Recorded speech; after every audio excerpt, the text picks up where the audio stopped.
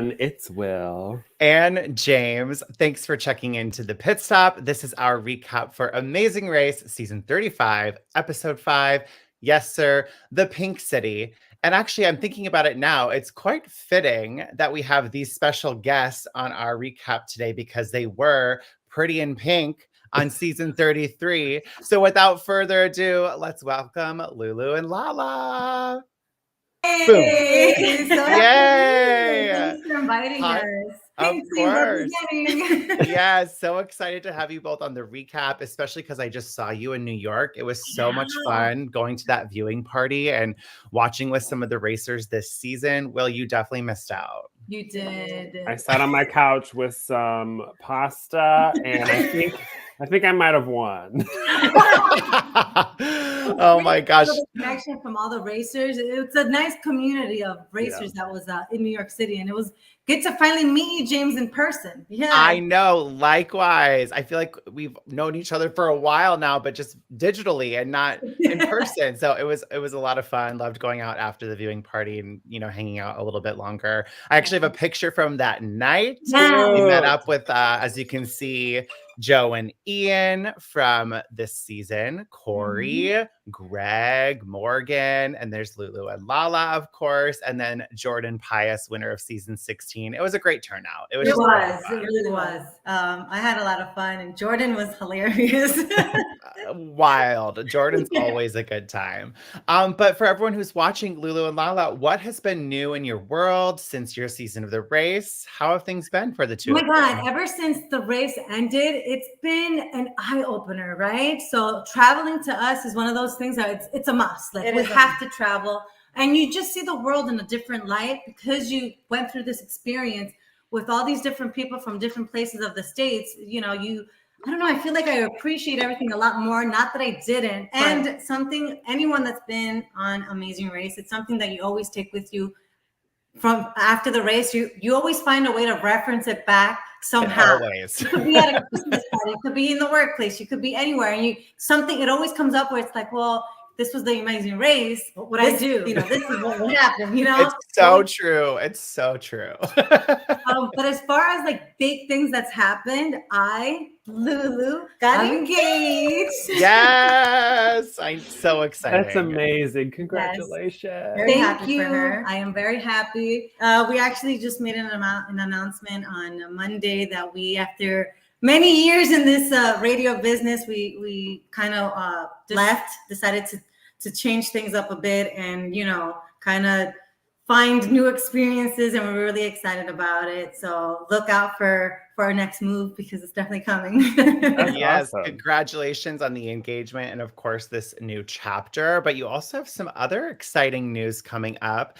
I don't know if anyone out there knows this yet or not, but it has been announced on Paramount's Press Express website. So I will tease it right now. Yes. Lulu and Lala are going to be one of the teams on Raid the Cage. That's right. And it sounds like it's a special twin episode because it's called Seeing Double. Yeah. And it sounds like you guys get to compete for the chance to take home some really awesome prizes. So I cannot wait to watch you two on that show. Yes, it was a lot of fun. A little different, very different from the Amazing Race, but nonetheless, we had a blast. And you'll definitely see a different side of us. Or maybe not. Or maybe not. Yeah. I cannot wait. Yeah. That's amazing. And so many fun things. Yes, so many fun things. And for anyone who wants to watch and tune into that episode, it's going to be the Friday, November 17th episode, airing at 9 p.m. Eastern on CBS, of course. So that's right. Wait for that. Thank you for the plug, and you heard it here first. Well, cannot wait to talk about this episode with y'all, especially because we had the chance to watch it together. So let's go ahead and start talking about episode 5. Yes, sir. The Pink City. As we know, these teams are leaving Vietnam after a keep on racing leg and traveling to Jaipur, India. And teams, once they land, are going to have to travel by taxi to the Amber Palace and carry a bundle of sugarcane up a path to someone with their next clue. It seems pretty straightforward and simple, but when watching the episode, I was out of breath for the teams because all of them looked exhausted. The hill. I know. It's It the actually hill. reminded me of when we were in Corsica running up that hill, but it was a very nerve-wracking episode, I feel. You just never knew who was gonna be first or who was gonna come in last. I felt like they really had us kind of like guessing what is gonna happen. And I'm actually also jealous that they got to be next to elephants, one of my favorite animals. So yeah, very tiring just watching. I felt like watching it gave me asthma just because I'm like, where's my asthma pump? I need it just watching it. Yeah, it was a really good episode from just start to finish, very high adrenaline. Everyone was all over the place. And I think those kind of moments are what make for a very exciting and unpredictable episode overall. I mean, well, we didn't get a chance to watch it, which is rare. I feel like we always watch Amazing Race together. So what were your thoughts on this overall episode? Well, overall episode was great. I had fun watching it alone. But I think with this first, like running up the hill, I hate running so much. It's true. He really hates running. And I feel like all the people who were walking the whole time probably benefited because if you like run up that entire thing and then halfway through you're just exhausted, I feel like it does something to your head where you just like are like in a daze for the rest of the leg. So it's like a slow and steady type of thing. I would not have run up that hill. Yeah. No. It seemed like everyone kind of jumped the gun and started sprinting. And then I think after a while, everyone was just sort of like walking, meandering up the hill. And the sugar canes were so long that it was actually kind of difficult too. Like, what was the best way to carry it? I saw one team kind of had it across their backs, and the other team's kind of like holding it. And there's another team that's the guy's just holding it. So I don't know how we would have handled that. We probably would have fought the entire way up. Did anybody know that elephants eat sugarcane? Did y'all know that? No, I did not know that. I thought that was so interesting. And now thinking about it, I feel like it was Liam and Jeremy who like might have made a comment about how they were trying the elephants kept trying to eat their sugar cane. So I guess that checks out. Yeah, because I feel like when James and I fed elephants like, I don't know, 8 years ago. And I feel like, what did we feed them? Like watermelon or something?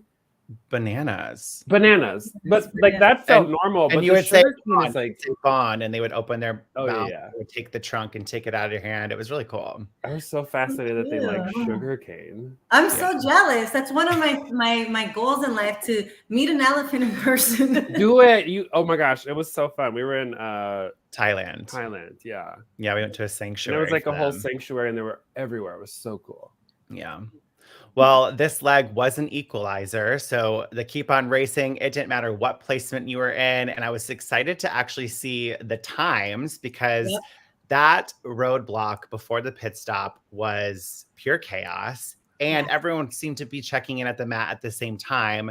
There was only a 36-minute difference between Robin and Chelsea, who left at 7 a.m., and Morgan and Lena, who left at 7:36 a.m. And everyone was pretty much like a minute apart, which equalizer legs, I think, add a lot more pressure. And it's why we always tell people at this new day and age of Amazing Race, it really doesn't matter the placement. Yeah, if you want to break records or win Travelocity prizes, sure, go for that first place. But at the end of the day, you just don't want to be last. It doesn't matter what plays. That's the main thing. Equalizer from the jump. And I really love all of these teams this season because they just seem really supportive. And there's like a sense of camaraderie. Like when they're all running into the airport together, and everyone's showing up. Oh, I love Andrea and Milena and their hats. So cute.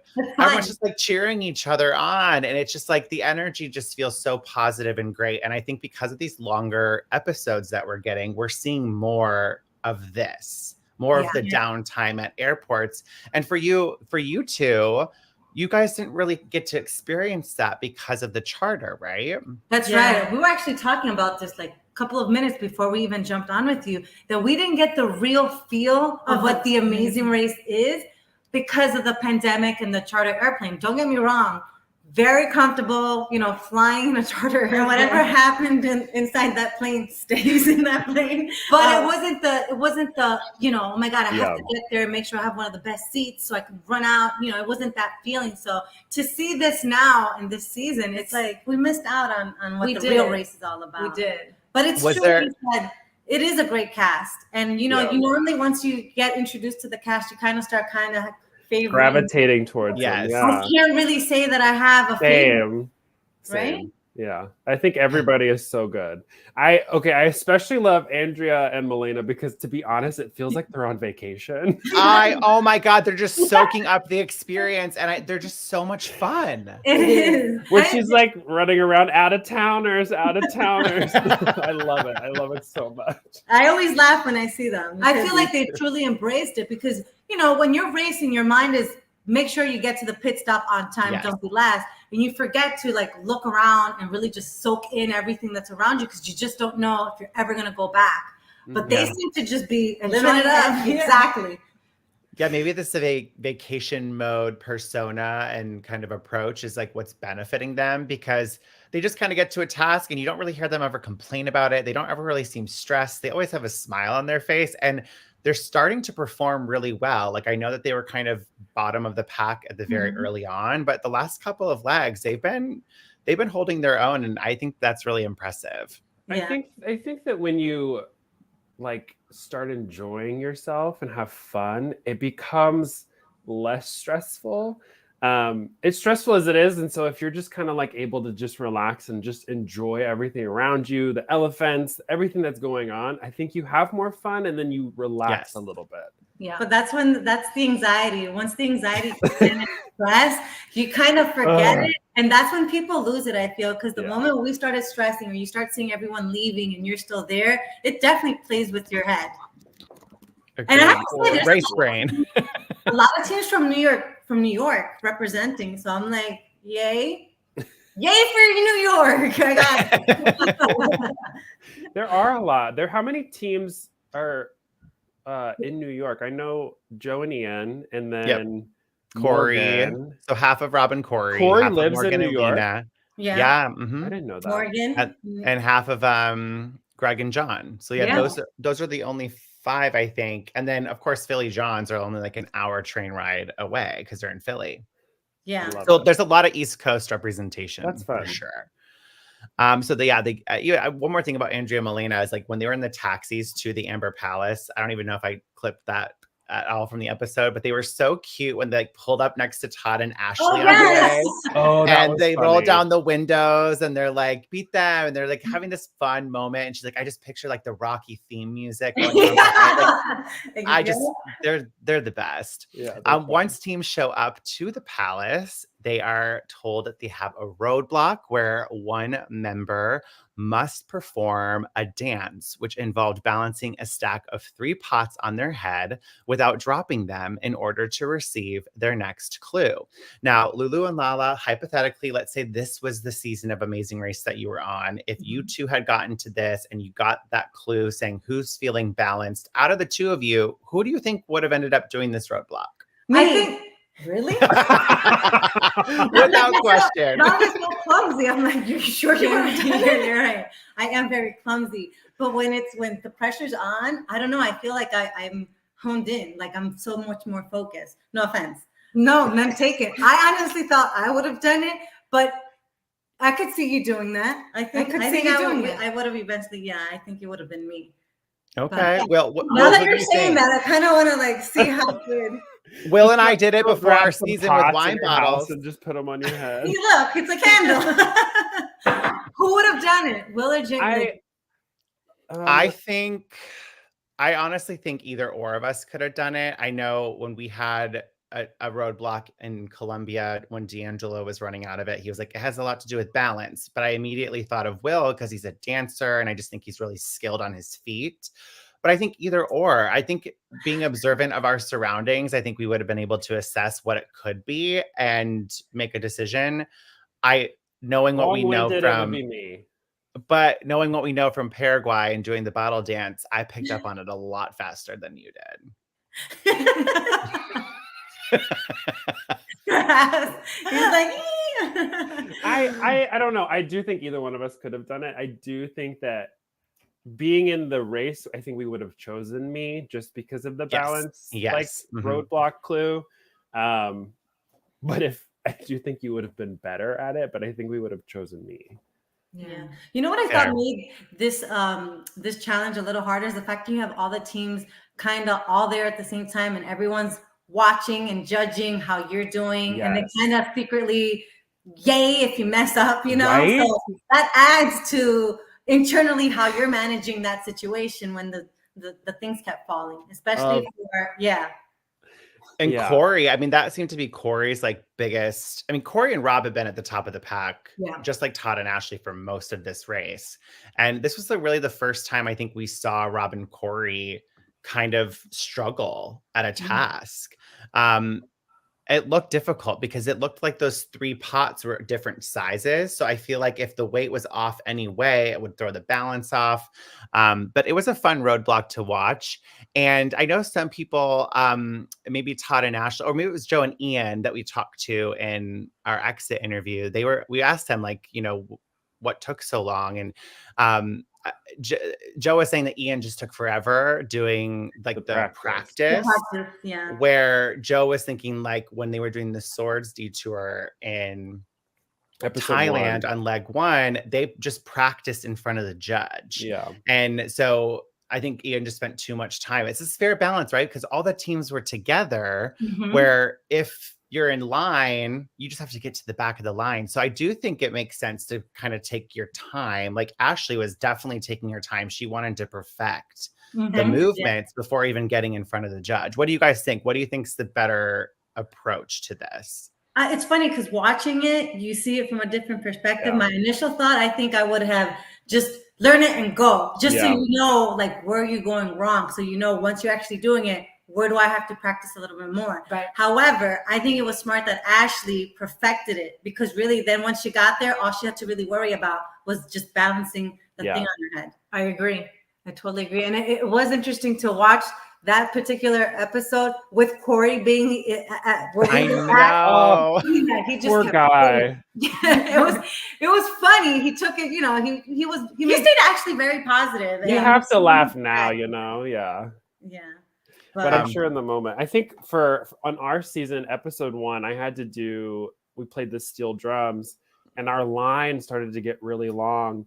And I hated like getting it wrong and having to go to the back of it. So at one point I just like ran and was like, I'm just going to practice until I feel good about it and then go back and try again. Cause waiting in the line, you're not able to practice. You just have to watch everybody else. And I feel like it psychs you out and it's probably a little bit more hard on yourself. That happened to us when we were in Switzerland with the flags. We were right there with and it's like they're picking it up and we're like, oh my God, they're doing so great. But then they would get a no and then we would get a no. So it does start to mess with your mind when you have another team and you're seeing it all go down. Yeah, I think it's also circumstantial because like if all the teams are bunched up together, then absolutely take your time and get it as precise as you can. Whereas like when we were doing the bottle dance in Paraguay, there wasn't a lot of doing it. So we were like, we might as well just keep rehearsing in front of the judges just in case we nail it. So you kind of have to assess your surroundings. Exactly. A few shout outs though before we move on with the recap. Michelle and Lewis, of course. Hellos. And Todd and Ashley, we always love having you here in the chat to join us for our recap. I know someone did ask, I believe Ma in the chat was saying Todd seemed annoyed that you wouldn't stop practicing, but you did get it right first, didn't you? I don't remember how many attempts. So Ashley, if you can clarify how many attempts. I don't think it was the first one, but I do think it was like second or third. It was pretty quick. It was quick. Yeah. So it paid off. It did. It would suck to have a weird shaped head for this challenge. It's true. Because then that thing, it's either going forward or backwards, and then, you know. But a little cone head right here, you know? Well, I did also think it was kind of brilliant. There was a few teams that actually practiced the movements first before incorporating the pots. And I thought that, that's like the best approach, I think, to the detour. But after this detour, they had route info to go to this beautiful landmark here in India.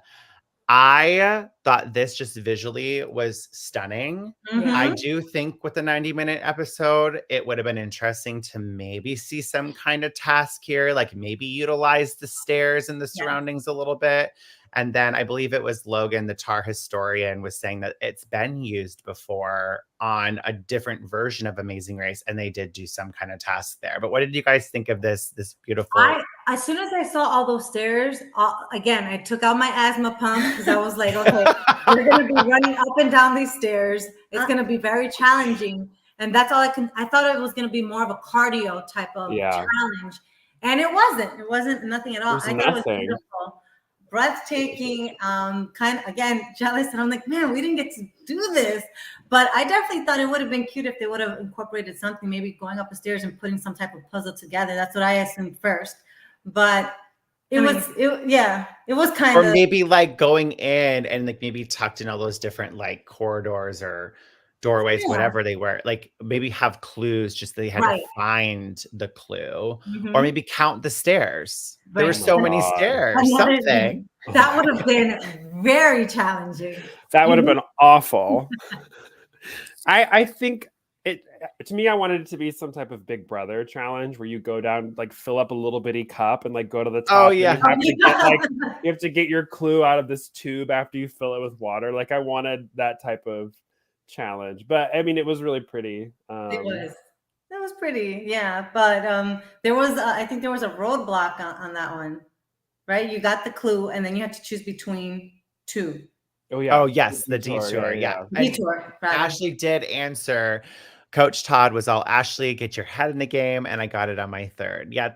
I mean, Ashley, that's really quick in my opinion. To get especially for a dance challenge. I feel like it's very rare for people to get it on their first try. And then also with the pots on your head. Yeah. I don't think anybody got it on their first try. Did they? I don't think so. Yeah, Sandy's saying, they didn't even put the clue box at the bottom of the stairs. Like, you think that they would have to go in. But still, nonetheless, it was beautiful. It gives us a glimpse even more into just like how stunning Jaipur is. More shout outs. Sandy's in the live chat. Also, Ray, we always love hearing your thoughts on the show because you're as big as a fan as we are. We appreciate the super sticker. And then Elena says, hey, Lulu and Lala, good to see you both. Hey. Hi, everyone.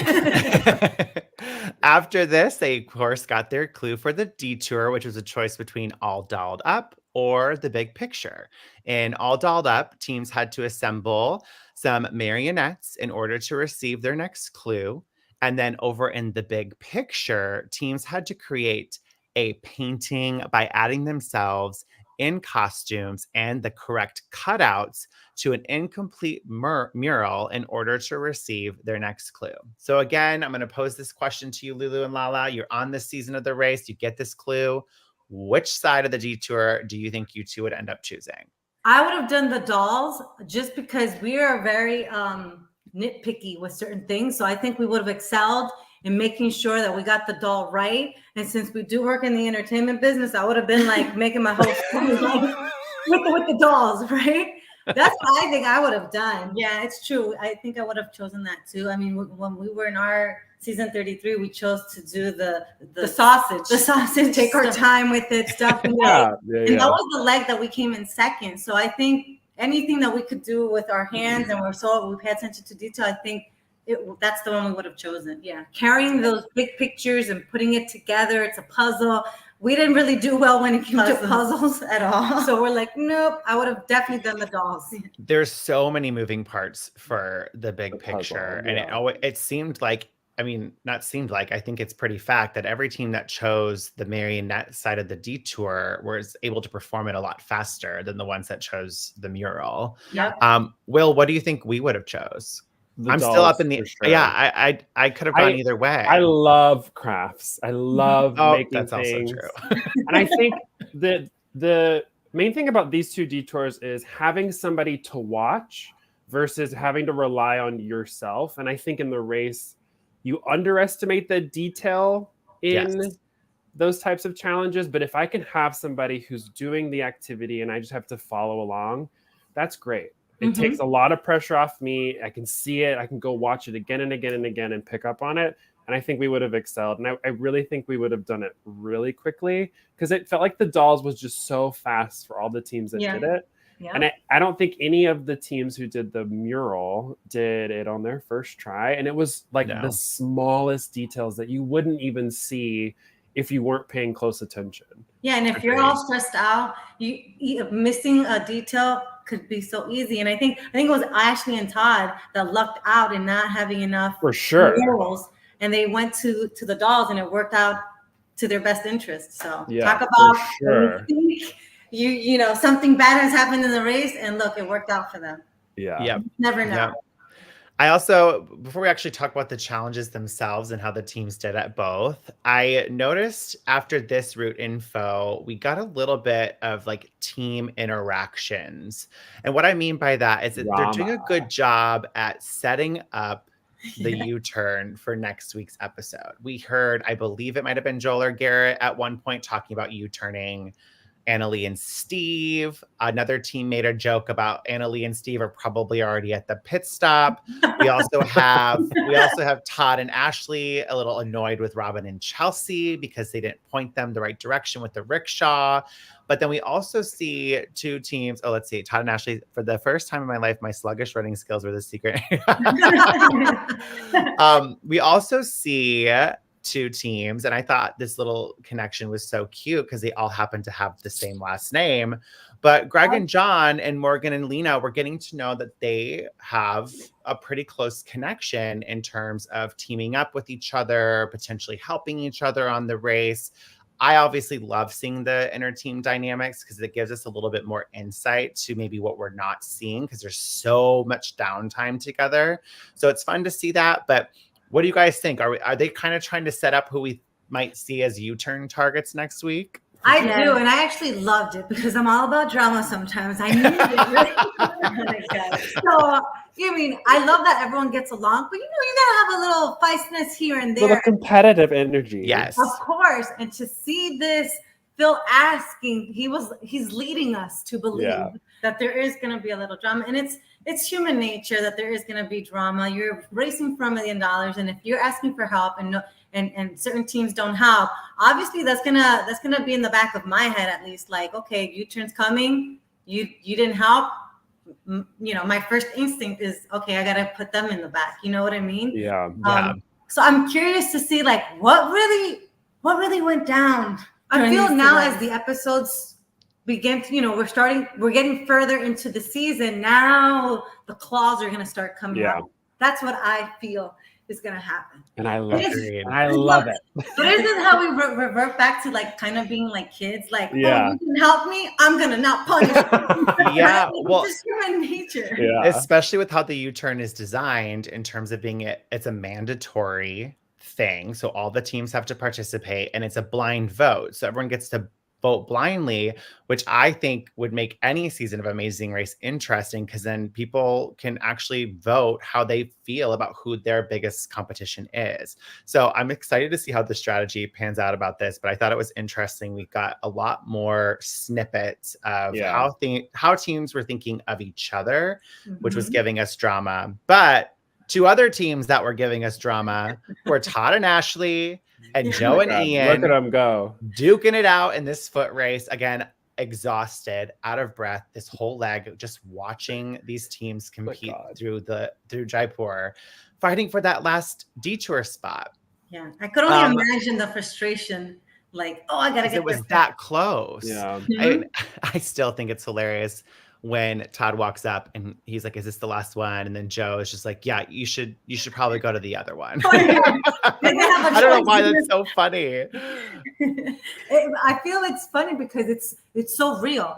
I don't think I would have been able to have said that. I would have been like, I don't know what to tell you. He was very sorry, bye. It's like helpful, but it's also like kind of sassy. Yes. What do you guys think about the limited spots at a detour? I feel like we've seen that quite a bit this season already. Do we like it? Do we hate it? I think it definitely adds to the anxiety and stress of it and the entertainment of the show, right? Because I don't think that ever the detour it didn't. It happened in our season, but it didn't happen to us. Yeah. And I don't. I like it. Honestly, I feel like it gives another level of, oh my God, what's gonna happen now? What are they gonna do? How is this gonna end? Which is exactly what I was thinking as we were watching. Like, oh, and they were like right next to us. So we're like, I know, that's right. You forget that they're watching themselves all over again. I do think it shakes up placements a little bit because, again, Todd and Ashley now are forced to go to the other side of the detour, but also it causes a little bit of drama and it allows us as viewers to see both sides of the detour because there's been so many seasons where it's very one-sided and usually it's obvious which side of the detour teams are going to choose, and we don't really ever see that other detour. So I love it. Will, what do you think? I think it's two things. I think the first is like, if I saw that on a clue where it was like only 5 teams or 6 teams can do this, I think immediately you start to think, oh, it must be easier. It must be something that will get me ahead of the pack.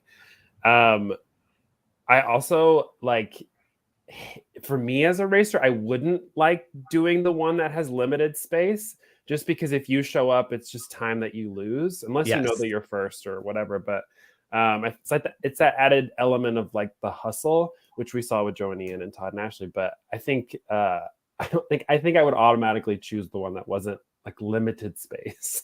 Yeah, and I think we saw this. It could actually work to your advantage, and I think we saw this in last season with Claire, where I think it was that they had to either play these games or like squeeze out a nut or something. Oh, yeah. And so everyone was gravitating to that, and then Claire and Jared decided to do the games, and it worked to their advantage. It was the least, people weren't choosing that one. They decided to do it, and it worked out. So, it's entertainment.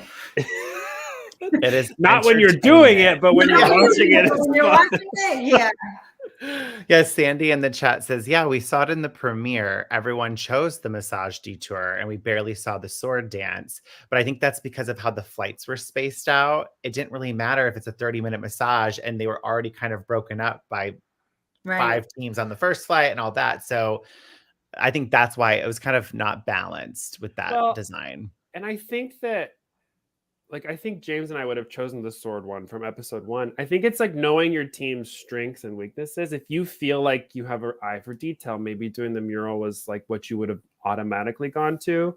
But I think it's also just knowing what you're capable of and kind of not doing something that's going to screw you over. Well, speaking of what might screw you over, I feel like Morgan and Lena are ninjas this season in terms of how they're just so stealth and they can make quick these decisions that are risky as heck, but they always don't give them quick decision. No. That's why I wanted to quick suck that word back up because it took them about 2 hours when they said they had a rule for 25 minutes, but they ended up switching their detour. And I mean, it's so risky. I've always said this. Will and I talked about it when we took notes before our season.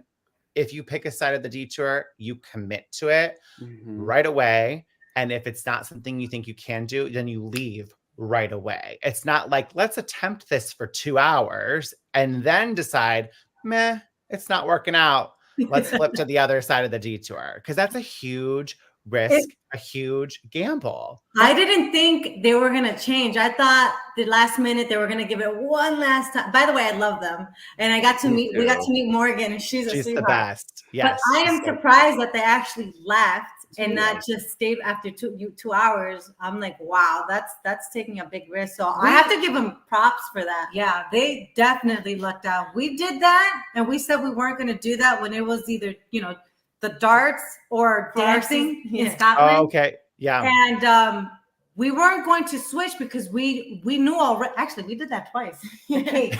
All over the place. But if you're going to commit, like you said, you either do it, and if it doesn't work out, leave immediately. Yeah. Or just stick to it. And I can't believe that they were able to do both. If you think about it, they kind of did both. They just finished somewhere else. 2 hours is a long time. Yes. And then somebody was telling us that they think the doll challenge took 15 to 20 minutes to do the whole thing. Yeah. Which is crazy that they still did that and still beat Joe and Ian to the pit stop. Barely, but yes. Neck and neck. Yeah, I think that's also why it served Hung and Chi so well in our season is they switched detours like 2 or 3 times, but they would show up and give it like a couple of minutes and then say, "Nope, this isn't our wheelhouse. These aren't our strengths," and they would dip out. Like and max it always 10 served, minutes. Yeah, it always served them well. So I think Morgan and Lena being able to, it took 2 hours, but the fact that they ended up switching and then it paid off despite it being long. I wonder what their thought process is because you have the camera person there, you have the audio guy there. They clearly know what's going on. And I don't know about you guys, but I know there were some times where I'd kind of look at their demeanor to see if they would kind of like give me just by body language, like, am I last? Should we switch? Like, give me some validation. They're so good at not doing anything. They don't get involved at all. So I could just imagine the frustration that Morgan and I'm so bad with names, by the way, and Lena must have been through, because when you're in it, you're in it. I know. It was always like if a producer showed up to talk to you while you were doing a challenge, you're either first or last. Yes. Yeah. Well, the drama kept dramaing this episode, which again makes it so exciting because Morgan and Lena switch the detour, but then it gives us an incredible foot race. You can see them in the back. Rickshaw race to the pit stop between Joe and Ian, Morgan and Lena, literally a matter of seconds. I know. This was such an exciting finish to an episode. I feel like it's very rare when we actually get this type of high stakes, fast adrenaline rushing kind of moment. Editors will try to cut it, but I'm like, if you don't see another team in the frame, then you know it's not that close. We actually see both teams this whole way. What did you guys think of this finish? First of all, being inside that bar with them, Morgan. Yes, good point. Like, they knew the outcome, but we didn't know. And so we were kind of like, just tell us, I can't live like this anymore. So to experience that, it was surreal, but what a great ending. Yes. I don't know. I probably would have had my attitude would have flipped and I would have been cursing off the driver. Like, if you don't move faster, I'm going to kick you out and drive this thing myself. It's so hard to kind of stay. You're not allowed to be rude, obviously. So it's hard when you're neck and neck and it's literally, you're like seconds away from each other to not get up in your feelings. Oh my God. Kind of say whatever you want to say. So I don't know. I would have started crying just because I don't know where I don't want to leave. I would have just started bawling to, have pity on me, someone. Move. And this is one thing I love about Amazing Race is there are so many variables at play that aid in the success of a team or the detriment of a team. And this is the perfect example because we see Joe and Ian do pass Morgan and Lena. Yes. So you think, okay, they're a little bit ahead. That might actually give them the room to get to the pit stop first.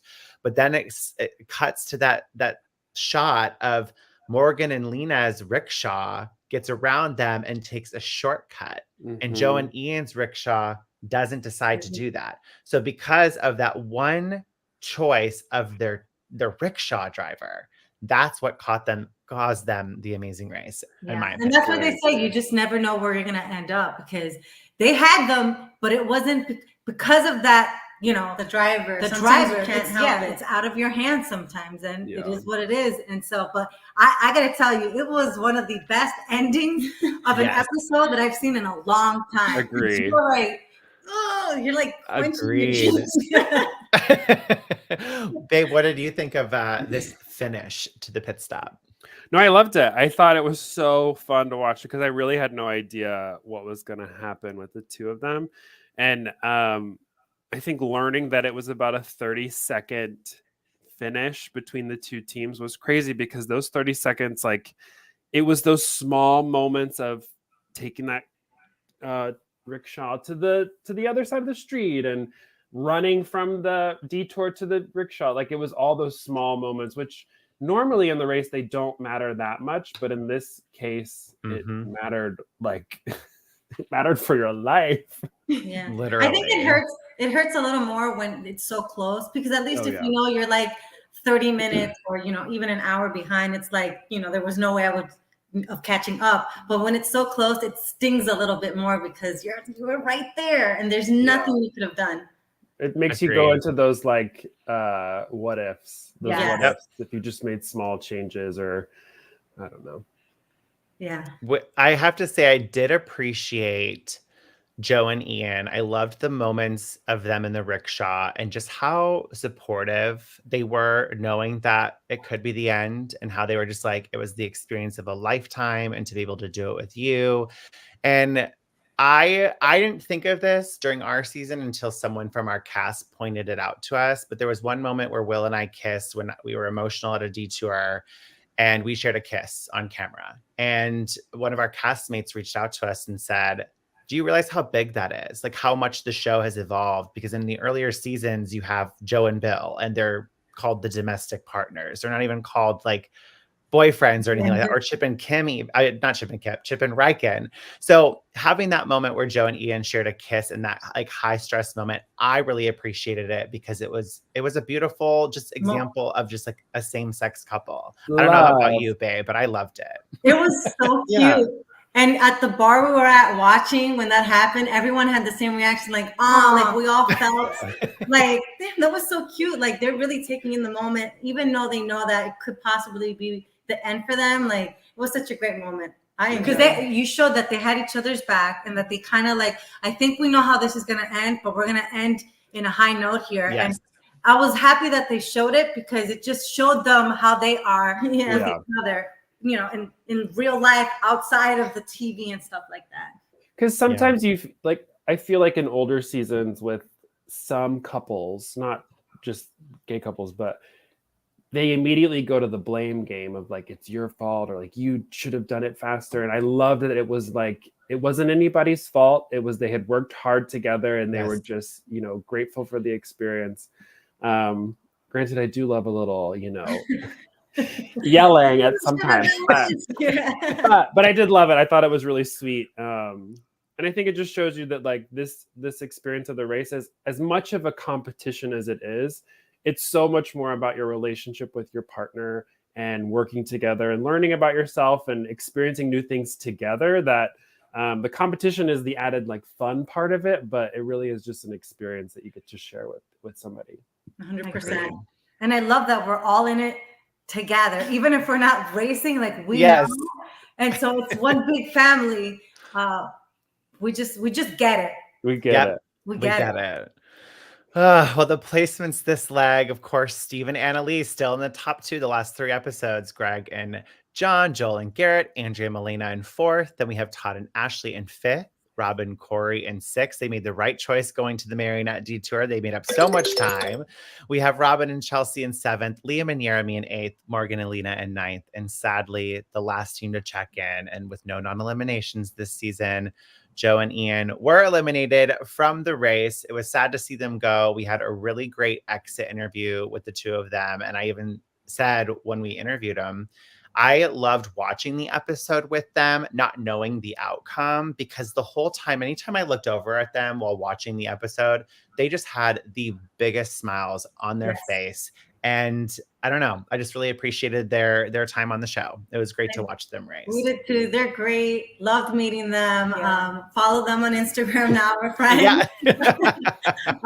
And you know, they got the experience. And like I was telling Corey too, like once you've done the race, you have a whole new family now for life. Even though we're not in the same season, there's an understanding there. Yes. And I love that. I love that. Agreed. Shout out to Logan, the Tar historian, in the chat. Thanks for showing up at the last minute, Logan. Happy to see you nonetheless. Let's dive into next week's episode. Hold on. Oh yeah, go ahead, babe. Hold on. I want to talk about John and Greg's thought process of always being like team 2 or 3. Yes. I think this is like so smart, because with this U-turn coming up, I feel like not having won a leg yet, they are not somebody who teams are going to feel threatened by, Right. especially with Steven and Ali, how much they've won. Like, I feel like because they're the only team that's still in the race who has won legs, they're just going to be targeted. Yep. But because Greg and John have done really well the entire race, and Rob and Corey too, but because they haven't like consistently been number one, I love their little strategy. Granted, I don't know if it's like them doing it or just like they're skilled. They're doing really well, but I think very interesting. It's going to be very interesting to see next week's episode and what goes down. And that's a great thought process too, because if you're at the top, you are a target, and then if you don't help, you're also a target, and they're pretty much kind of just maneuvering their way to the middle. Not too good, not too bad, but just enough to kind of just get by. So very, very smart on their end. Yeah. Yes. And we saw in the preview, though, for next week's episode, Andrea and Milena do mention Greg and John's name. So they're not sleeping on Greg and John. That was, you hear it a little bit with like Stephen and Annalie and whatnot, but like they were one team that said Greg and John. I was like, interesting. Because they are picking up on something. So for next week's episode, as we know, the mandatory U-turn vote is coming for the first time in Amazing Race history. The votes for the mandatory U-turn are in, and one team must complete both the detours in India, bundling up flowers and transporting building materials on rickshaw in the bustling streets of Jaipur on the Amazing Race next Wednesday, November 1st, or actually, this week, November 1st, of course, at 9:30 p.m. on CBS. With that said, what are your predictions on who will be U-turned? This is so fun. I know. I was going to ask you, who would you have voted for? Who would you? I think my strategy in this, there's still 9 teams. There's still a lot of people in the race. I think I would have gone towards a weaker team to give myself more time to complete the leg. If there was a team that's consistently been in the back, I would have tried to U-turn them rather than a team that's really strong, knowing that they could potentially overcome the U-turn and still be in a top position. That would have been my thought process, which for me would have been like Liam and Jeremy, Andrea and Milena, but I would never U-turn them. Who else has been in the bottom? Maybe the bearded boys, Joel and Garrett. I would have done them too, just to give me some extra cushion. Yes. I love the bearded boys too, because they're kind of just floating around. Yeah. There's a team where it's like when you first meet them, it's like, how far are they gonna go? But you just see the interaction. I love it. Yeah. I don't know what I would do. I think I would probably think the same way you would, Will. I probably would go for the weaker team and buy myself more time, because you definitely don't want to. My thought process is if I go for a team that's been winning, that could bite me in the butt later on if they don't end up, getting the U-turn. I don't know. That's probably what I would have done. Lulu, what would you have done? You're a little bit more aggressive. Yeah. Is that the word? Yeah. I think I would have done the same thing Lala said. You go for the weaker ones, right? Let's start. It sounds mean, but let's start eliminating the easy ones first, and then when the tough get going, we'll cross that bridge when we get there. Because it's true. If you go after the big, the strongest teams, it could bite you. They've been strong for a reason, so you don't know if they could help you out later on. And then if you eliminate that team, then I don't know. That's my thought process. Yeah. We didn't win, so maybe that wouldn't have been the best. So I have a different perspective on how to approach this. It's interesting you think that would be our mindset. Can I say why really quick? Because I think the voting happens at the start of the leg. Yeah. Oh, yeah. I think that would make me really nervous, because when we used our U-turn, we knew we were the first team. We knew we were at the front, and so we could U-turn a stronger team because it didn't matter for us. Right. That's true. But if it was at the beginning and I didn't know what was going to happen the leg, I didn't know how well we would do at the challenges, I would have been way more cautious in voting a stronger team, just because they could potentially be really good at the leg and just beast through everything. But see, like on the flip side, when we did decide to U-turn Leo and Alana, I feel like a lot of race fans were up in arms about that decision because they felt like Leo and Alana weren't performing as well as someone like Hung and Chi, for example. And they were like, why didn't you U-turn, quote unquote, a stronger team from an audience's perspective?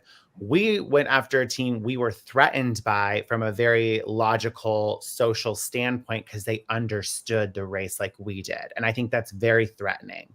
So that's why with my vote for this, I would absolutely think Steve and Anna Lee without question, because she's well-traveled. She's clearly been back-to-back wins with Jocelyn and Victor gone. They quickly rose to the top.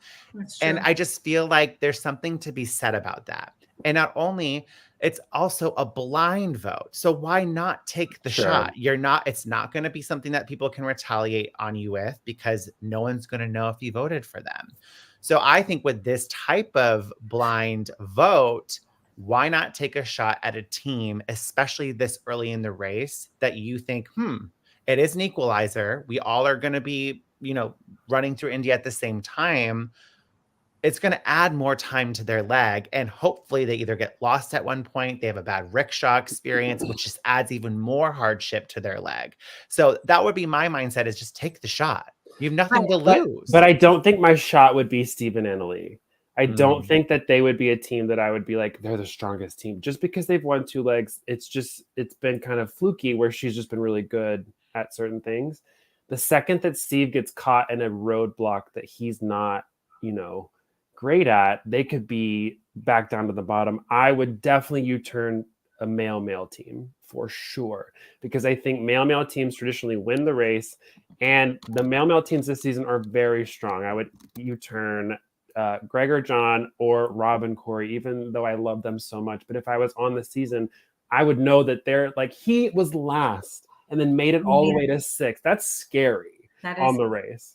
The teams that can come back quick. Right. I forget that it's a blind vote. So there's been seasons where it's not a blind vote. You got to. But either way, people talk. The teams are like, "Who did you vote for?" You could always lie, right? For sure. You always lie. Oh, I didn't vote for you. What?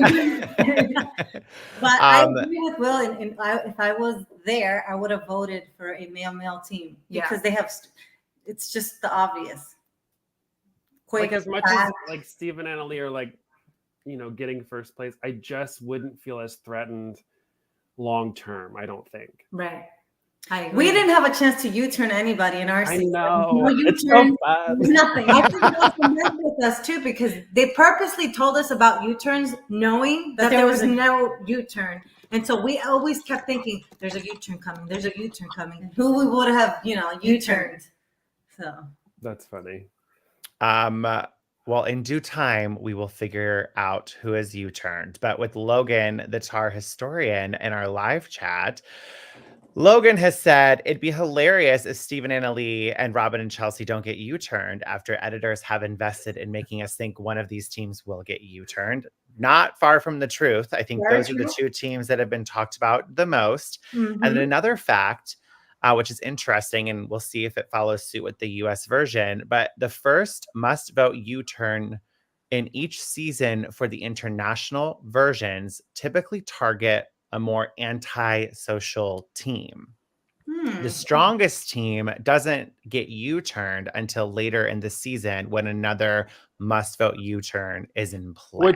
And I get that strategy so much, because I think it's a long, it's a long, marathon. You're playing the long game. You're not playing if you feel comfortable doing a strong team in the beginning, it's those small chance that team is going to be the one that goes home. You may put them in the back of the pack, but it's very slim that a strong team's going to go home this early with still 9 teams. Yeah. I Makes me want to get on the race again. I know. I cannot wait. Don't U-turn us, Lulu and Lala. I would never. Oh, it's just about time the U-turn is back. Oh, I'm so excited because I just think it's going to make the competition a lot more fierce moving forward. And I hope that they bring another one later down as a surprise to just an impromptu U-turn. I just think it adds an element to the show that we've missed out on with like y'all's season and Derek and Claire's season 34. So I cannot wait for Me either. It's gonna be fun. It's gonna be a fun ride. It will be. Lulu and Lala, any last minute thoughts about either the race or things that have been going on in your life before we wrap up our recap? Basically, we cannot wait to continue to watch the race. We're so happy for everybody this season. It's a great cast once again. James we will be in California soon. So if you're there, we'd love to meet up once again. Yes, please. Catch up. And I'm at a place where I'm just at peace. I'm happy and I'm just excited to see what's to come. And follow us on social media. Yes, where can everyone follow you on social media? Twitter, Facebook, Instagram, TikTok, at Lulu Lala. You can just go on our website, lululala.com. Everything is there. Thank you so much, you guys, for having us on. This has been so much fun. Anytime. Yeah. Did you guys? Quick question: did you guys go to a Halloween party last night? No, I did nothing last night. Logan asked, what was their Halloween costume on Saturday night? I was like, I didn't do anything for. Oh, maybe pajamas. You did, Will. Pajamas was our costume. I did. I'll show you. I was a flamingo, blow up flamingo because it's here. I'll show you. I gotta see this. You're not gonna be able to see it. We'll end on that note. A photo of Will. We love you guys. You guys too. Where did you find that costume? That's hilarious. It was like Amazon, like $30. I wore it. I teach dance, and I wore it to teach the kids this week for Halloween, and it was fun. It was just fun. Little costume. I saw that Michelle and Lewis were at a Halloween. I texted them this morning. I'm like, I should have crashed your party and like dressed up as whatever. They're such a good time too. They're a fun time to party with. Well, everyone, I hope you have a wonderful week, a great Halloween if you are celebrating it on Tuesday. But we'll be back for next week's recap next weekend. And yeah, just have a great week. Stay healthy, be safe, and thanks for joining us, Lulu and Lala. Thank you for having us. We love you. Of course, we love you guys. Bye.